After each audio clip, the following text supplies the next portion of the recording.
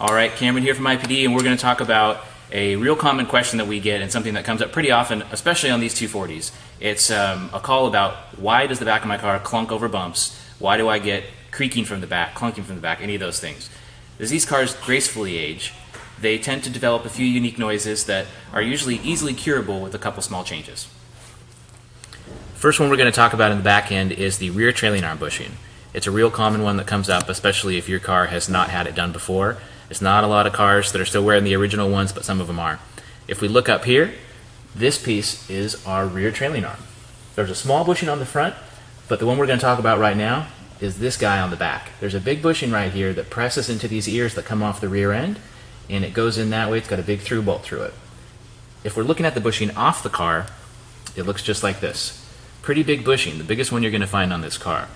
A couple of important things to note on it is this. It's got the little voids here and here. It's designed that way from Volvo to keep it a little bit more comfortable and to have some articulation in there so it can move properly.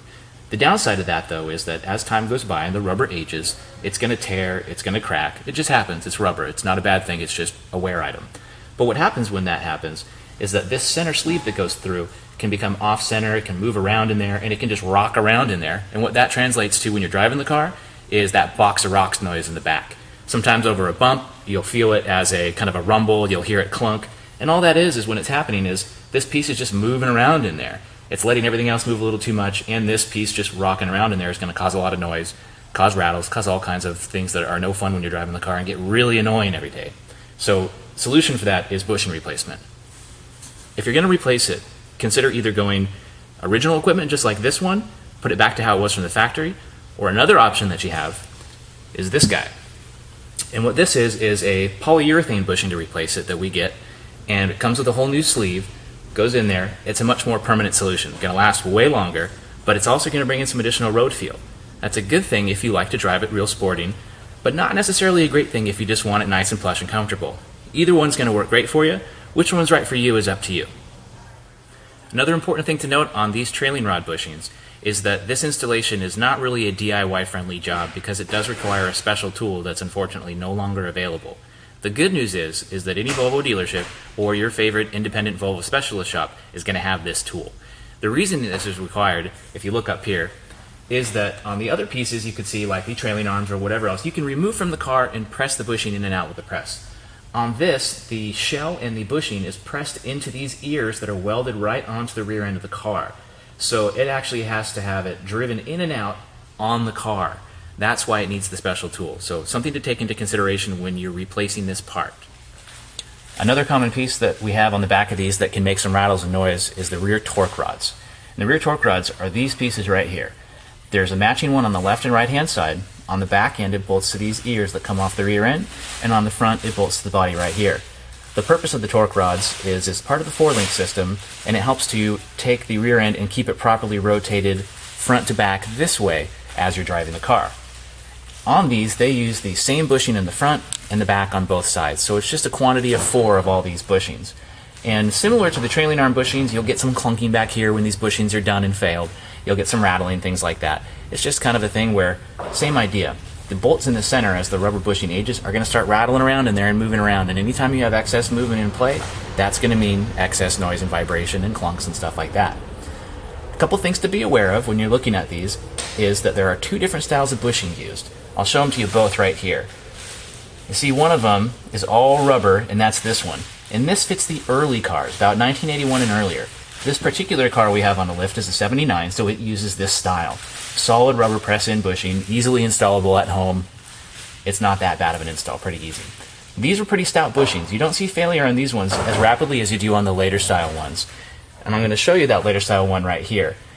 These later style ones that they used on the 82 and later have a steel sleeve vulcanized onto the outside of the rubber bushing. And these ones are a little bit more of a pain to install because of the sleeve. It requires a press getting them in and out, but not that big of a deal as far as bushings go. When you look at this, you'll see that there's a couple of little voids here and here, and similar to the rear trailing arm bushings, that's for a little more compliance and a little more movement, but that also means that they're going to wear out faster. No big deal to replace them, like I say, it's just a little bit more with the press, but either one of these bushing options is going to be a good replacement. Just be aware of it when you're looking at your car. It's not uncommon to see some of the later cars swap to the earlier style and vice versa. A lot of times cars just got replaced with whatever was around, so even if you have a late model and you think you have these, or if you have an early model and you think you got these, it's worth a look underneath just to confirm that. So while we're on the subject back here, if something's wearing out and needs to be replaced, you might consider doing a performance upgrade at the same time. The first version that we'll talk about for performance upgrade is going to be just upgrading to a polyurethane bushing, and that is what this bad boy is. All it does is replace the stock ones with a better polyurethane one. This is going to mean firmer suspension, a little more road feel, which is a good or bad thing depending on what you're after. If you want a car that's going to be a little more responsive and handle a little bit better and have a much longer lasting bushing, this is the option for you. Another thing to consider if you want to have some real adjustability in there is this.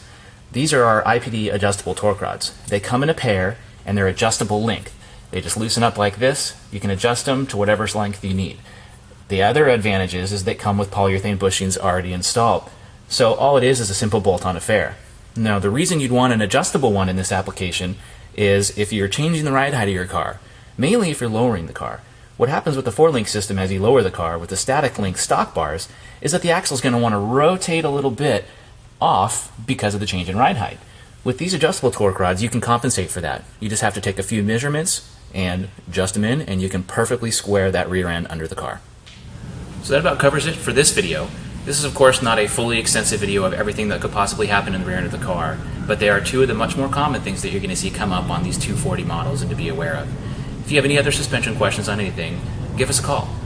Our customer service reps are pretty well trained in this stuff and can always help you with any questions you might have.